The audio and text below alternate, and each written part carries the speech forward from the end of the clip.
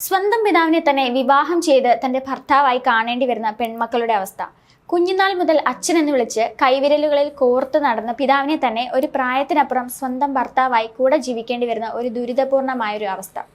ഇങ്ങനെ ഒരു ആചാരം ഉൾക്കൊള്ളാൻ സാധിക്കുന്ന ഒന്നാണോ? എന്നാൽ ഇന്നും ഇങ്ങനെ ഒരു ആചാരം നിലനിൽക്കുന്നു എന്നതാണ് യാഥാർത്ഥ്യം. ബംഗ്ലാദേശിലെ തെക്ക് കിഴക്കിനുള്ള വനമേഖലയിൽ വസിക്കുന്ന ആദിവാസി ഗോത്രവിഭാഗമാണ് മണ്ടി. മനുഷ്യർക്ക് പെട്ടെന്ന് ഉൾക്കൊള്ളാൻ സാധിക്കാത്ത പല വിചിത്ര ആചാരങ്ങൾ ഇന്നും അവർക്കിടയിൽ നിലനിൽക്കുന്നു.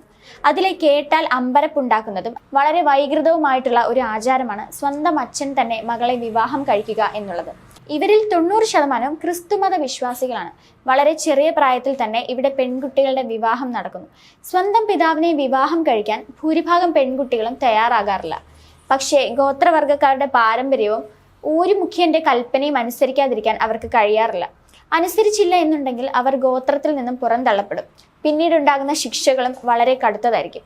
രോഗവും ഭൂതപ്രേത പിശാചുക്കളിൽ നിന്നും രക്ഷ നേടാൻ തിരഞ്ഞെടുക്കുന്ന പെൺകുട്ടികൾ ഇങ്ങനെ ചെയ്യണം എന്നാണ് ഊരുമൂപ്പന്റെ കൽപ്പന. സ്വന്തം പിതാവിനെ വിവാഹം കഴിക്കേണ്ടി വന്ന ഒരോളെ എന്ന പെൺകുട്ടിയുടെ വാക്കുകൾ ഇങ്ങനെയാണ്: ഈ തീരുമാനം അറിഞ്ഞ ഉടൻ തന്നെ എവിടേക്കെങ്കിലും ഒളിച്ചോടാനോ ആത്മഹത്യ ചെയ്യാനോ തീരുമാനിച്ചതാണ്. പിന്നീടുണ്ടാകുന്ന കുടുംബത്തിന്റെ യാതനകൾ ഓർത്ത് പിന്തിരിഞ്ഞു. അന്നൊക്കെ വളരെ നാണം കെട്ട ദിവസങ്ങളായിരുന്നു. സ്വന്തം അച്ഛനെ ഭർത്താവായി കാണുന്നതിൽ പരം ഗതികേട് മറ്റെന്താണ്? എന്നാൽ ഒരോളയുടെ അമ്മയ്ക്ക് ഇതിൽ യാതൊരു വിഷമവുമില്ല. കാരണം കുടുംബം തകരാതിരിക്കാനും അകന്നു പോകാതിരിക്കാനും ഇത് അത്യാവശ്യമാണെന്നാണ് അവരുടെ പക്ഷം.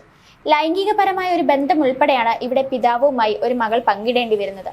ഇങ്ങനെ ഒരു ആചാരം മാനസികമായി ഒരുപാട് വേദനകൾ പെൺകുട്ടികളിൽ ഉണ്ടാക്കുന്നു. ഇതിനൊരു പരിഹാരമായി പെൺകുട്ടികളുടെ ക്ഷേമത്തിനും സുരക്ഷയ്ക്കുമായി സർക്കാർ സഹായത്തോടെ ആജിക് മാജിക് എന്ന സമിതി ഇപ്പോൾ അവിടെ പ്രവർത്തിക്കുന്നുണ്ട്.